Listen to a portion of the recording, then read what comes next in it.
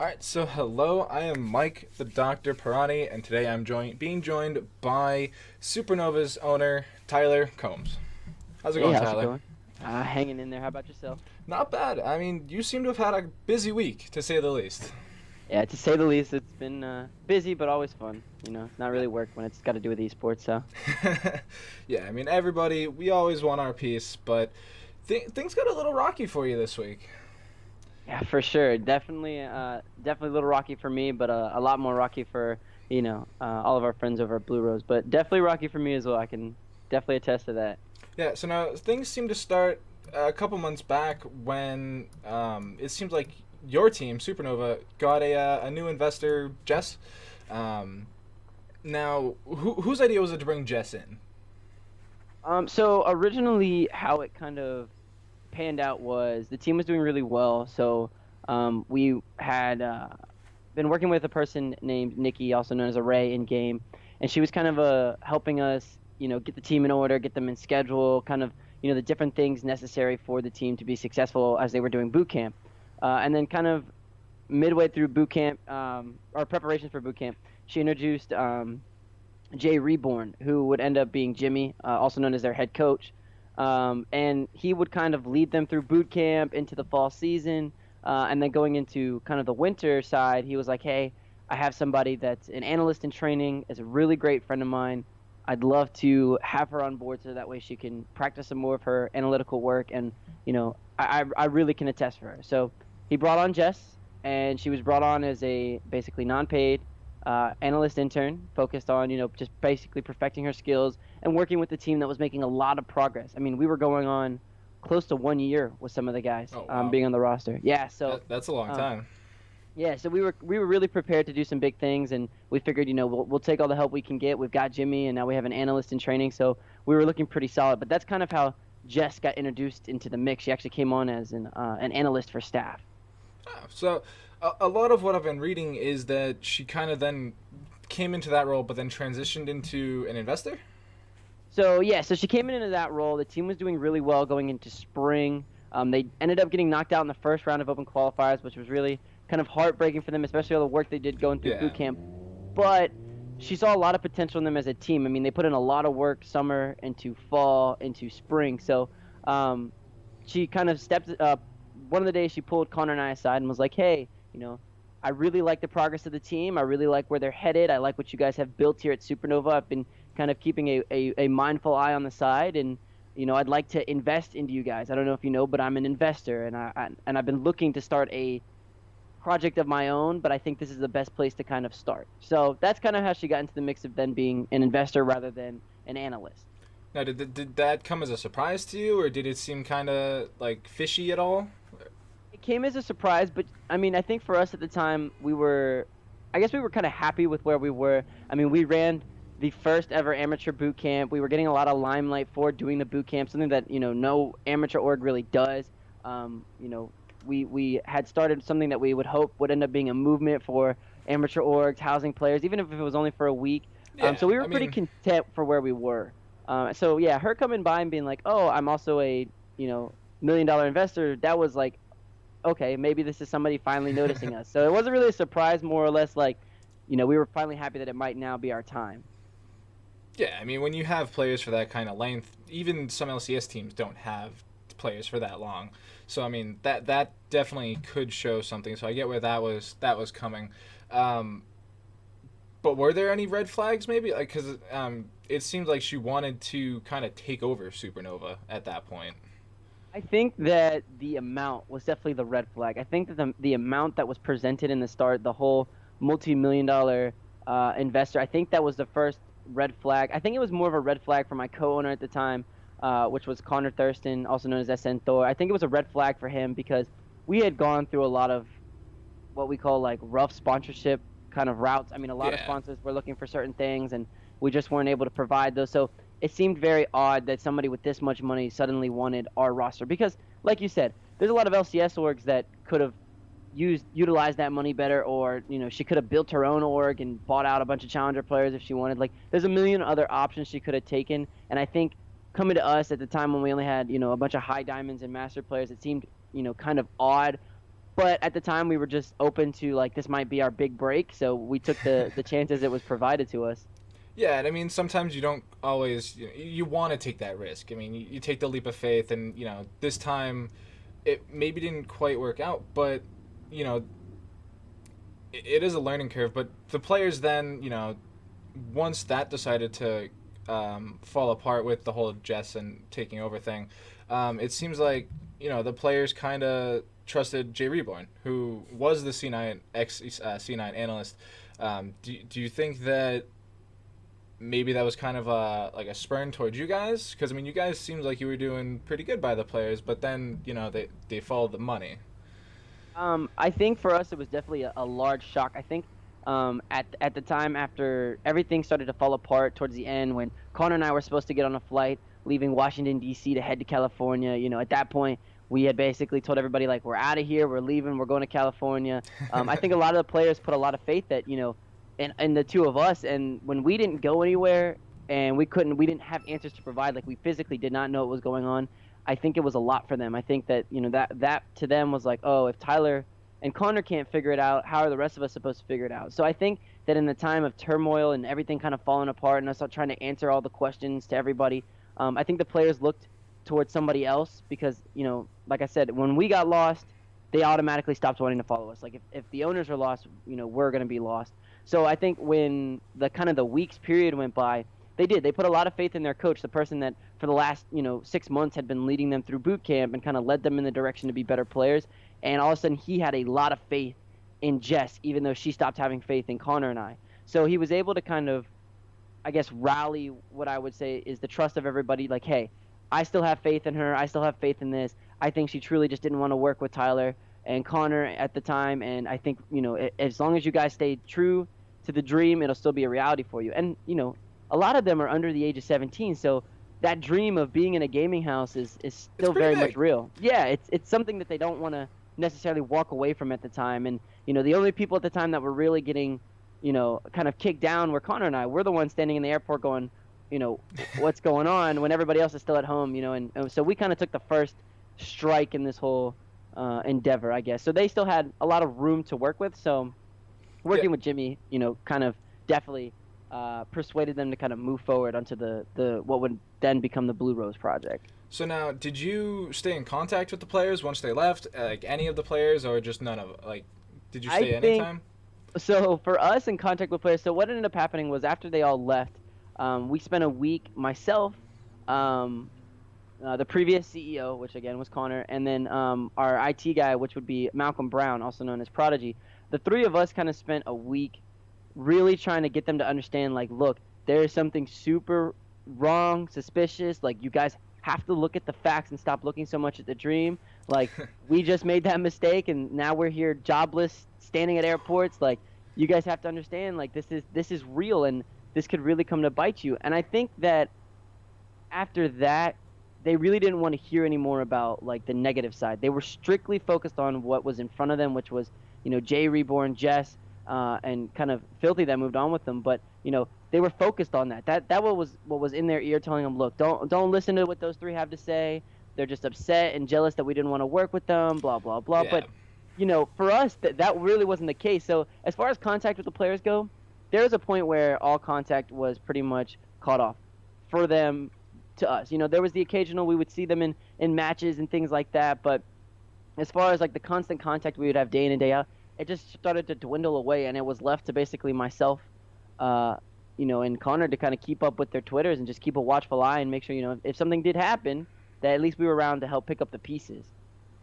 So, you say you lost contact. So a lot of what's come out so far is after the players themselves left Supernova, a lot of them ended up getting kicked out of the team, out of the Blue Rose team, and then only one of the players was actually brought back, and even then it seemed for a short stint.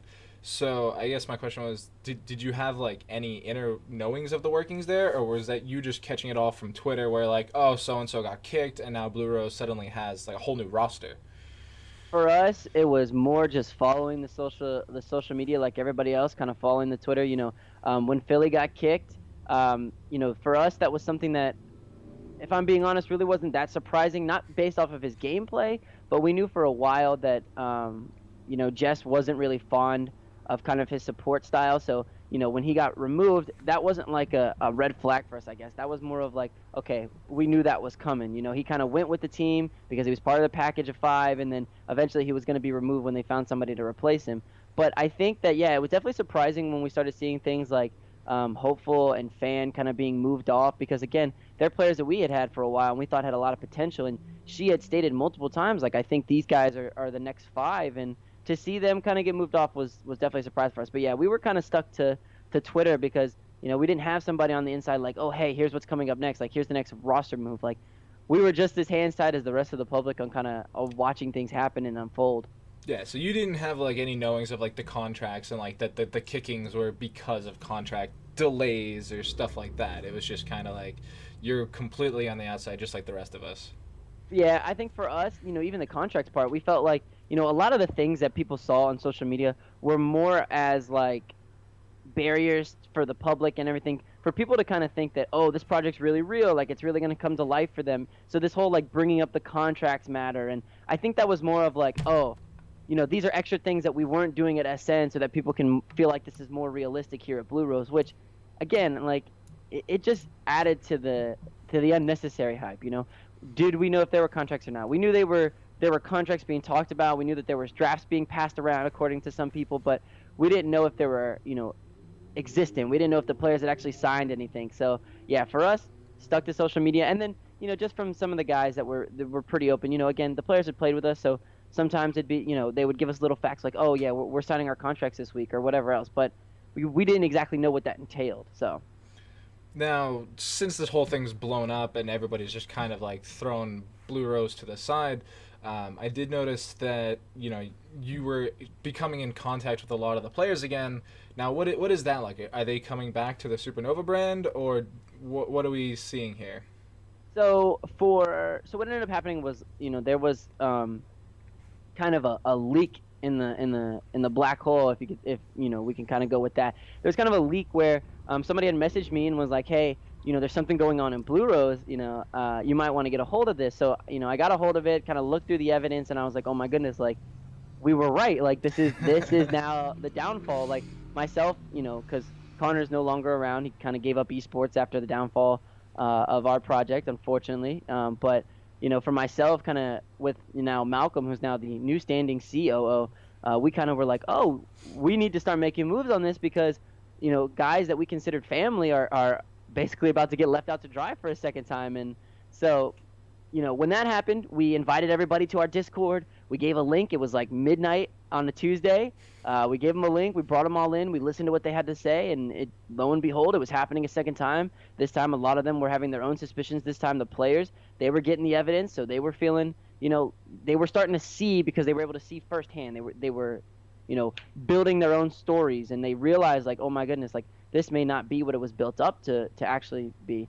So for us, I think now with the players and kind of where they are, a lot of them are going to go on breaks, hiatuses. I mean, you're going to see the few that are newer, which are, players like Hollywood and Artemis that were newer to the project, that were kind of brought on to delay kind of what was going on, but also to strengthen the open qualifier team. You'll see them continue to look for offers because they still have a lot of potential, and I think that they were brought on so late, they didn't lose a whole lot in the matter. But you're going to see players, that are older, like Cavell and Yenyar and Fan. They may still pursue offers, but they're going to be very hesitant, and they're going to be, kind of on their own short break for a little bit because it was a lot. Some of them were, went through it twice, and this second time really took a large impact on them. The first time was more of an impact on me. The second time was more of an impact on them. So they're not being brought under Supernova as much as I would love to have all of them as a whole. And it was something that when they all came to Discord was our first thought, like, finally, we've got the boys back in town. But unfortunately, I think for them, with everything going on, it's best that they take their break. They focus on, themselves. They focus on kind of building their lives together. Some of them dropped out of school because they thought that's huge.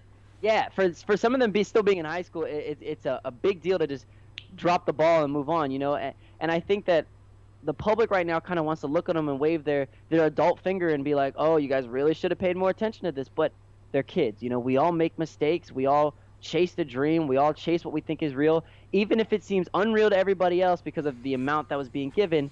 They're kids, their focus is being pro players one day. And I'm happy to see that some of them aren't giving up on that. I'm happy to see that, the focus is still League of Legends. But I think for now, what we're going to see is a lot of the older guys taking breaks, a lot of the newer guys to the scene, kind of the project that was going on, will continue to look for offers because they still have a lot of potential to give. And, I can be honest and say that Supernova is extending their hand out and interested in bringing on as many of them as they want. I can already tell you that we've already homed some of the staff, and we're looking to work with the staff of Blue Rose. That was, their designers and their social media guys, and we're looking to bring them on and take care of them, and hopefully compensate for the things that they weren't compensated for, and kind of bring them up to speed to what we consider a good organization would do. We don't consider ourselves the best around, but we are, we're out here to take care of players and staff. That's our goal. That's our focus, and it's always been that way, and it'll continue to be that way. Again, I hope that for the 5, they find a great team to be with in the future. And if it's not with us, it's with somebody that at least we can trust and we can ride off on. It's not some, new investor or anything like that. And they know just as much as we do that we always have the open arms to them. If they want to talk about contracts that they're being given, if they want to talk about, hey, Tyler, do you think this is a good opportunity for me? Is this something that I should pursue? I'm always here to open advice avenues for all of them. Whatever project they may pursue. So yeah, Supernova, as much as we'd love to have them, we want them to be able to make their own choices at this point. We want them to focus on what's best for them, and a lot of them are going to be, like I said, taking their breaks, and then they'll come back hopefully stronger to the scene. And some of them are going to continue to pursue offers because they're just not ready to end their story with Blue Rose. They're ready to kind of show that, hey, just because Blue Rose had some problems, we're still really great players, Yeah, and I can imagine it was a very stressful time for everybody involved, and to at least know that they have what seems to be a friend in Supernova to fall back on must be so helpful to really everybody involved. And I just have a couple more questions. Like, Jess seemed to do a lot of manipulating, a lot of shadow talk and stuff like that. What do you really think that she had to gain here? Because no one should be able to trust her going forward. If she ever pops up again, starts asking for contracts and stuff like that, no one should be able to go there. So what is there to gain here, really?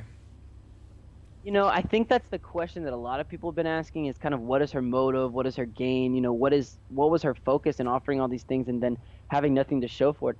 Honestly, I don't know. I don't know if it's the kind of, the feel that she gets with everybody kind of relying on her. I don't know if it's the idea that she has all this control and power and it makes a person feel kind of empowered. I truly don't know kind of what the motive was. And, a part of me wants to tell you that she, hopefully is really doing a project but doesn't really have that much to offer. She's just looking for, kind of to put her hands in all of the kind of, all of the amateur pots and see what she can gather for information to eventually do something. That's kind of what I hope it is, but I don't know. I'm really unsure of what the motive was. To me, it feels like an empowerment thing that just having everybody, rely on Jess is something that she rather enjoyed. And I think that's kind of what kept stringing this along, and kept building the lies and kind of the deflection onto other things and kind of buying the time. I think it's just because she liked the attention, and that is something that eventually you can only go so far with before it's like, okay, you got to start answering for the attention we're giving you, Yeah, I mean, things, they only go so far, and once contracts start getting involved, that's when things actually matter. Yes. So now, having this now hole in the scene, I guess, even though we don't know exactly how much of a hole it is this damaging to the amateur scene as a whole? Now that every time somebody gets a contract, there's going to have to be a shadow of a doubt there, right? I think that no matter what player you are, where you come from, whatever it may be, there should always be a shadow of a doubt when somebody comes and offers you a contract, even if it's coming from us. Always be doubtful of what you're reading because having doubt will make you cautious, and being cautious will make sure you're safe. But I think that this instance, especially for amateur players, especially for the guys involved, will definitely make them 10 times more doubtful of people. I know for a lot of them now, I know as soon as the Blue Rose thing happened, and people found out that they were free agents, they were getting offers left and right from different amateur orgs like, hey, we want you to come play top. We want you to come jungle. But the first thing those guys come into Discord and say to us is, yeah, we're getting offers, but we want physical evidence and proof that these people have what they say.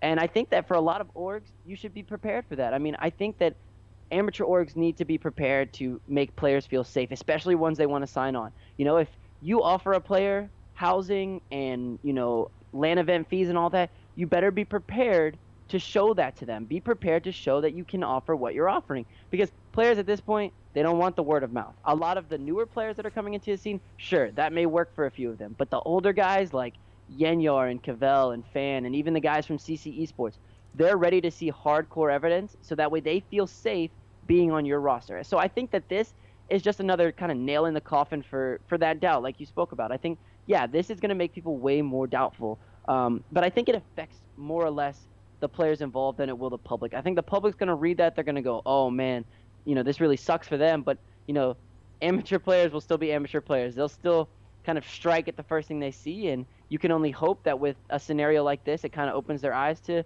ask more questions. Be more aware of the people that want to have you sign contracts. Because, again, you don't want to give up schooling and jobs and things like that only to find out that your contract isn't as real as it was made out to be.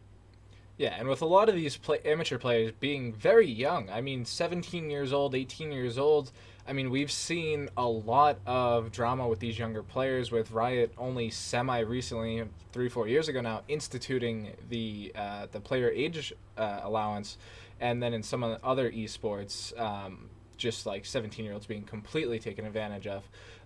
Do you think that a message needs to be put out there directly to that age group saying, hey, be super cautious? I mean, I've seen a couple of cases of players not involving even their parents due to just chasing the dream.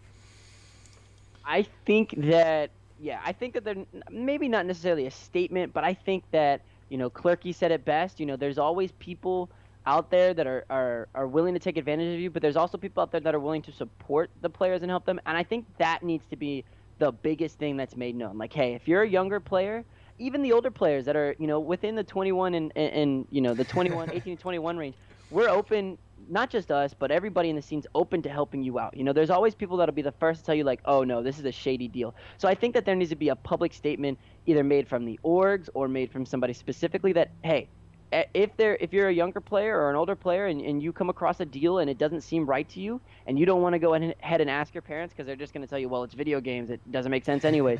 If you want to, talk to people that are experienced in the field, yeah, there's a lot of avenues you can take. You don't have to take these, these kind of challenges head on by yourself. Just because you're the player doesn't mean you have to look at the contract and go, oh, I got to figure this out. There's plenty of people here that will help you figure it out. And if they tell you, oh, if the person giving you the contract says, oh, you can't look over it with somebody else, then that might be a red flag alone. Like, hey, if I can't seek help for my legal needs, well, then maybe I just don't want to be a part of this. But yeah, I think a statement definitely needs to be made that there are people out there that will take advantage of you, and there are people out there that will support you. So as a younger player, it's always best to seek, another set of eyes. Get another set of eyes on the project you're about to pursue, so that way you can feel more comfortable. Because, I'd rather tell you, like, hey, this is shady, and then you ask a lot more questions, get a lot more evidence to make yourself feel more comfortable, rather than you looking at it going, oh, there's a number on a piece of paper that I might be getting paid. Cool, let me sign my name at the bottom. Because we've seen time and time again that doesn't really work out in the player's favor, Yeah, and I know that a lot of, what's the word I'm looking for? Long-time people, I guess, in the scene. I know a lot of them have open DM lists, so you can always reach out to a lot of people like that. Are there any final thoughts you want the public to know? Oh man, I think for us, I think a lot of it's kind of been spoken on Twitter through the twitlongers of the players.